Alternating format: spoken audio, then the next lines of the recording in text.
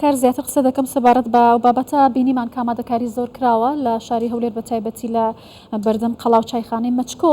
گرنگی میدیا بەم بابەتانە بە تایبەتی وەرزشە ناوخۆیانە چۆن دەبینی کوردستان 24 چۆن توانوێتی لە ئاستی هەنگاوە گەورەکانی میدیادا خۆی بەرەو پێشەوە بوات لە بواری وەرزش؟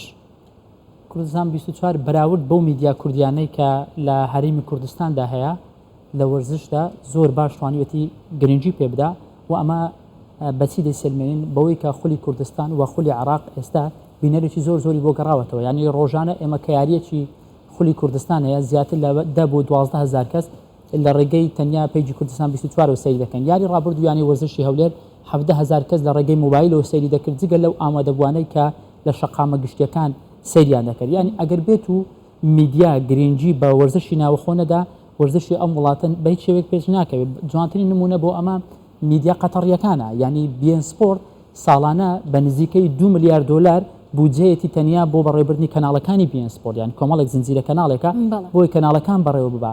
هەر هەبوونی بیان سپۆرت وای کرد وڵاتی قەتەر یان یەک لە هۆکارەکان بوو وڵاتی قەتەر میوانداری مۆندیال بکە. ئێستا سعودیا هەمان ڕێچکە دەگرێتە بەر. سەی دەکەین سعودیا ئێستا گرنگێکی زۆر بە وەرزش دەدا. میدیاکانی سعودیا هاوکارن، ئێمەش لە کوردستان دەبێت دەست بەوە بکەین وەرزشی خۆمان باشە هەکار پێت وایە ئەمە هۆکارە بۆ ئەوەی کە بەردەوام پەیجی کوردستان 24 سپۆرت پێشەنگی هەموو ئەو میدیایانەیە لە پەخشە ڕاستەوخۆکانە لە زۆرترین ژمارەی بینەر کە بەردەوام ئەبینرێت و ژمارەکان بەڵاو دەکرێتەوە هەر هەمان ئامانجی سەرەکیە کە هەتانە؟ بێگومان گوڵبەخ ئەمە دەرخەری ئەوەیە چونکە کوردستان 24 وەکو وتم سەرەتا ئێمە مجازەفەمان کرد، خواستی خەڵکەکە زۆر ڕوون نەبوو. بەڵام ئەگەر بێت و میدیا بە پیشەیی کاری خۆی بکە بە خەمخۆرانە کاری خۆی بکە دێکار لەسەر ئەو بنەمانە دەکە کە بۆ وڵاتەکەی تۆ گرنگە.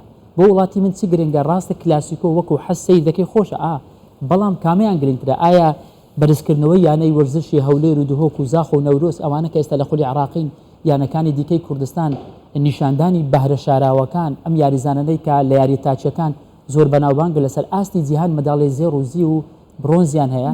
ئەگەر میدیا ئەم ئەرکە نەگرێتە ئەستۆ بێگومان حکومەت و لایانی پەیوەندیداری بەمە نازانێت. زۆر باشە هەکارەمە یەکەم جارە لە مێژوودا کە یانەی هەولێر دەچێتە یاری کۆتایی جامی پاڵەوانەتی عراق لەگەڵ کۆجەویەش مێژوویەکی دوورودرێژی هەیە 58 جار یاریان کردووە 11 جاری هەولێر بردوێتەوە 37 جار ئەو بردوێتەوە دە یاریشیان یەکسان بۆ پێشبینیت چێ پێت دەچێت کە هەولێر بتوانێت جامەکە بباتەوە؟ زانیاریەکان زۆر باشە. قووەجێویە یەکێکە لە باشترین یانەکانی عراق هەتا لە ئاسیاش لە یانە قورس و سنجینەکانە.